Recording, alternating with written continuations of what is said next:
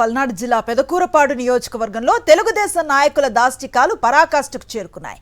Pedakurapadu YSRCP ZPTC Swarnakumari దంపతులపై TDP నేతలు దాడికి యత్నించారు. పెదకూరపాడు మండలం గార్లపాడులో ఉదయం 10:30 గంటలకు జెడ్పీటీసీ దంపతులు గుడికి వెళ్లారు. గుడి చుట్టూ టీడీపీ రౌడీలు మోహరించారు. దీంతో వైఎస్ఆర్సీపీ జెడ్పీటీసీ దంపతులు 6 గంటల నుంచి గుడిలోనే తలదాచుకున్నారు. పోలీసులు కూడా ఏం చేయలేక నుంచుండిపోయారు. చివరకు టీడీపీ నేతలను పోలీసులు బతిమలాడుకుంటున్నారంటే ఏపీలో రెడ్ బుక్ రాజ్యాంగం ఏ స్థాయిలో అమలవుతుందో సులభంగానే అర్థం చేసుకోవచ్చు. గుళ్ళో నుంచి బయటకు వస్తే జెడ్పీటీసీ దంపతులను చంపేస్తామని టీడీపీ నేతలు బహిరంగంగా బెదిరిస్తున్నప్పటికీ పోలీసులు ఏం చేయలేక చూస్తూ ఉండిపోయారు. ఇదే అంశంపై పూర్తి సమాచారాన్ని మా కరెస్పాండెంట్ అశోక్ అందిస్తారు. అశోక్, చెప్పండి, ప్రస్తుతం పెదకూరపాడులో పరిస్థితి ఎట్లా ఉంది? జెడ్పీటీసీ దంపతులు ఏం చెప్తున్నారు? పోలీసులు ఏం చేస్తున్నారు? ఇంకా పెదకూరపాడు మండలం గార్లపాడులో తెలుగుదేశం నాయకుల అరాచకం కొనసాగుతూనే ఉన్నాయి.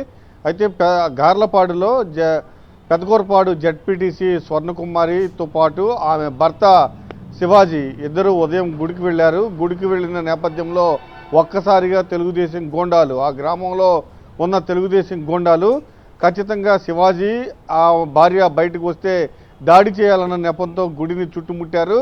అయితే కూటమి ప్రభుత్వం అనుకూలంగా ఫలితాలు వచ్చిన దగ్గర నుంచి గ్రామంలో ఎలాంటి పరిస్థితి ఉంది.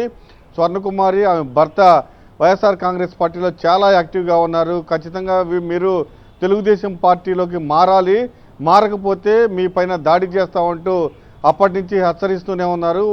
2 నెలల క్రితం అర్ధరాత్రి ఇంటిపైన దాడి చేశారు తెలుగుదేశం నేతలు. పూర్తిగా స్వర్ణకుమారి ఆమె భర్త ఇంట్లోనే తాళం వేసుకుని కూర్చోవలసిన పరిస్థితి ఏర్పడింది. పూర్తిగా అర్ధరాత్రి 2 నెలల క్రితం అర్ధరాత్రి 2 గంటల పాటు తెలుగుదేశం గోండాలు హడావిడి చేశారు. మళ్ళీ తాజాగా ఇవాళ గుడికి వెళ్ళిన స్వర్ణకుమారి ఆమె భర్త పైన అటాక్ చేయడానికి ప్రయత్నం చేశారు. ఉదయం 10:30 నుంచి ఇదే తంతు కొనసాగుతోంది. ఇప్పటికే పోలీసులకు ఫిర్యాదు చేశారు. అయినా పోలీసులు గ్రామంలోకి వెళ్ళారు.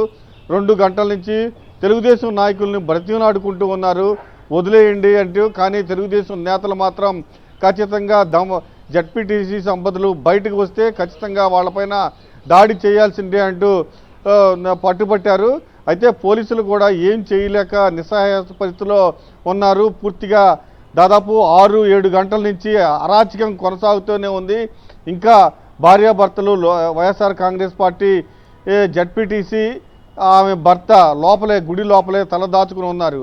పోలీసులు మాత్రం ఏం చేయలేని పరిస్థితి. చుట్టూ తెలుగుదేశం రౌడీలు, గుడి చుట్టూ తెలుగుదేశం రౌడీలు మోహరించి ఉన్నారు. పోలీసులు వాళ్ళని బతిమలాడుకుంటున్నారు.